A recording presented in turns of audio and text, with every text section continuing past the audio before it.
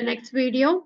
So in the previous videos, we can saw 1, 2, and third Maxwell equation from electric gas law, magnetic gas law, and Faraday's law. Now the fourth equation can be derived from the Ampere circuital law. Ampere circuital law gives the proper meaning for displacement current. So we know the Ampere circuital law, that is closed line integral of H dot dl is equal to I. Here the H is called as a magnetic field intensity and I is called as a current. So we know the relation between current and current density, that is I and J, that is I is equal to closed surface integral of J dot ds.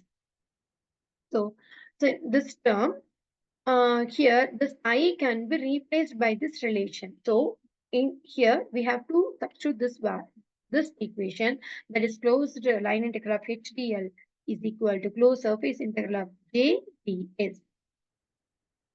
Then from Stokes' theorem, the line integral can be converted to the surface integral, wherever the normal integral can be converted as a curl of vector, that is H is a normal vector.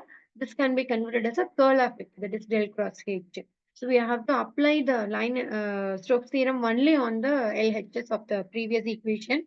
So we got this one. Comparing this equation 24 and this 23, this H can be replaced as a del cross H, and this will be equal to J. Here, see, both the sides we got the surface integral. So here it is del cross H will be equal to J whenever this integral and the integrand must be vanished when the surface is arbitrary. So we got the equation del cross H is equal to J. So, but our Maxwell equation is del cross H is equal to J plus dou D by dou T. Half of the right hand side only we got here. So this equation is an incomplete one. So how to complete this one? We have to add the displacement current, because our heading shows the Ampere circuital law gives the proper definition of displacement current only, that is D. Next, that is displacement current means JD. Here only we have mentioned the JD value. So we got our half of the equation, that is del cross H is equal to D. Then apply Gauss divergence theorem on both sides to check the equation whether it is right or wrong. Then we get del dot of del cross H is equal to del dot J. So whenever the vector identity in a single term, the dot product and cross product is there, it will be equal to 0. So this term becomes 0. This 0 means automatically del dot J becomes 0. That is, according to equation of continuity, we have the del dot J value also here. That is del dot J plus dou rho by dou T is equal to 0.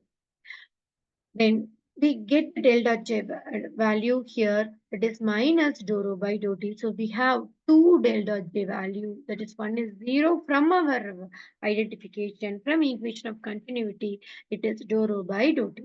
The above equation, we can see that del dot J is equal to 0 only when, if dou rho by dou T is equal to 0, automatically del dot J will become 0. Let this equation number 29.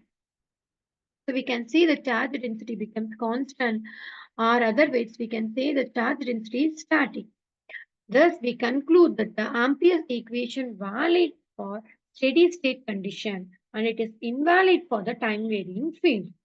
So therefore, Maxwell assumed that equation 26 is incomplete, and hence he needs to modify the equation by adding the displacement current density for the time varying field JD to equation 26. Hence the equation becomes del cross H is equal to J plus JD.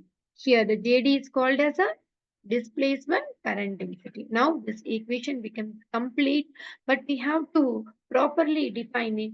So taking divergence on both sides, again whatever we have did for the del cross H is equal to J, same work we have to do here. That is taking divergence on both sides, we get del dot of del cross H is equal to del dot of J plus JD. We know this term, according to the vector identity, this will become 0.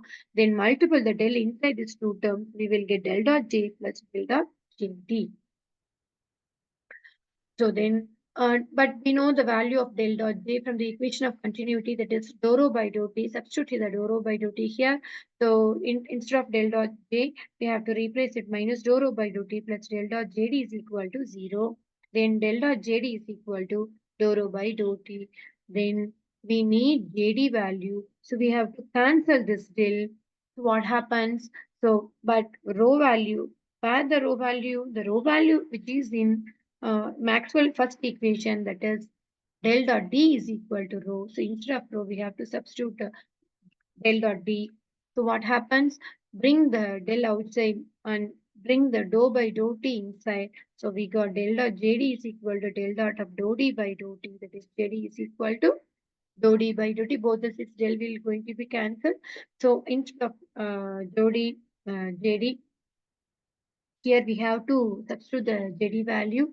That is del cross H is equal to J plus what we get in our equation. JD is a dou D by dou T. So finally we will get del cross H is equal to J plus dou D by dou T. This is the Maxwell fourth equation in differential form. I think we have very familiarly we known about the Maxwell 4 equation, and we have understand how it came, how the derivation came. So I think you can understand. Thank you.